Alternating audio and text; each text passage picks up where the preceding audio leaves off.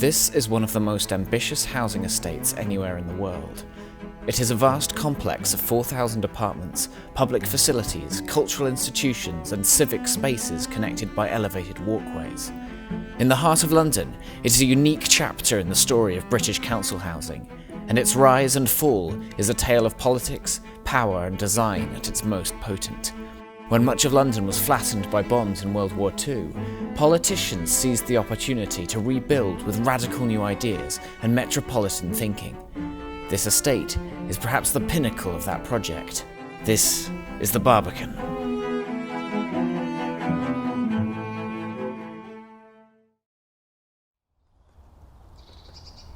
The architectural story actually begins here, in the neighbouring Golden Lane estate. In 1950, the council launched an open architectural competition to find a designer, and 3 young, unknown architects from Kingston Polytechnic each entered a design, making a pact that if one of them won, they would join forces, start a practice, and build the scheme. Peter Chamberlin, Geoffrey Powell, and Christophe Bon drew inspiration from modernists such as Le Corbusier. They used structural flourishes, colourful, gridded facades, public facilities, and large open spaces. Golden Lane impressed the council, who in 1955 took on Chamberlin, Powell and Bon again, this time to tackle the much larger brief of the Barbican.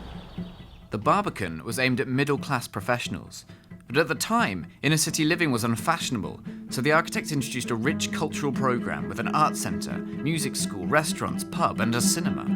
But they also worked hard to present the estate as exclusive and safe. From the inside, the estate is a lush landscape of plazas and gardens, but from the outside, it seems somehow impenetrable and confusing. It isn't obvious how you get into the Barbican, and that's exactly the point. By incorporating unintuitive thresholds, imposing walls and hidden entrances, the architecture discourages passers-by from wandering in. As well as physical defences, the architects introduced a layer of poetic references to London's old city wall which runs through the site. These crumbling turrets are all that remains of a once mighty military defence system. In Chamberlin, Powell and Bon's hands, their semicircular shape becomes a visual motif which recurs throughout the site, tying the scheme together architecturally.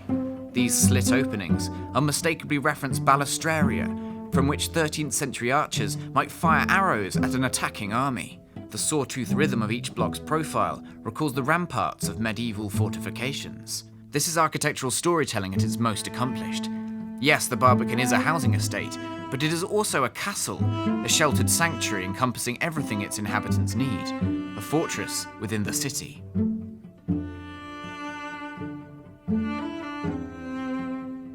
The Golden Lane estate draws from European modernism. It looks great in the sun, but on an overcast day, feels somehow dead and flat. So here at the Barbican, Chamberlin, Powell and Bon tried to create a more British version of modernism, filled with texture and plants. So even on a miserable English day, it still feels visually dynamic and alive. This rough surface was created by labourers literally hammering chunks out of the cast in situ concrete by hand. Elsewhere, ribbons of cantilevered balconies are softened by plants cascading down the facades like hanging gardens. The Art Centre's fly tower, which rises up from the theatre below, is wrapped in this rainforest, creating an urban jungle for residents, while also tempering the block's visual incursion into the street. There are over 100 different flat types here. The idea was that residents would move from apartment to apartment as they climbed the economic ladder. The low-rise blocks contain largely 1- and 2-bedroom apartments, while the 3 towers contain 3- and 4-bedroom homes, with shared balconies acting as fire escapes. At Golden Lane, the flats look out onto communal spaces that are essentially part of the public realm. But at the Barbican, our view is of private gardens and residents-only walkways, again enhancing this idea of exclusivity. These days, we think of the role of council housing as providing a safety net for the most deprived, but not accommodating the middle class. However, when the Barbican was conceived, the political consensus was very different. This was an era that had just created the National Health Service and comprehensive education. So the idea that the state should take a hands-on role in providing quality facilities for all its citizens was alive and flourishing. In 1979, as the Barbican neared completion, almost half the population lived in council housing. But in 1980, all of that changed. A newly elected Conservative government embarked on a radical plan of council house privatisation. Local authorities were forced to sell off their housing stock at huge discounts, but were prevented from reinvesting that money in new buildings. Today, the housing market has failed to keep up with demand, and as the UK faces the worst housing crisis since World War II, radical solutions are again needed. The post-war political leaders rose to the challenge, and the Barbican stands as a testament to their daring efforts to rebuild the fabric of a broken society.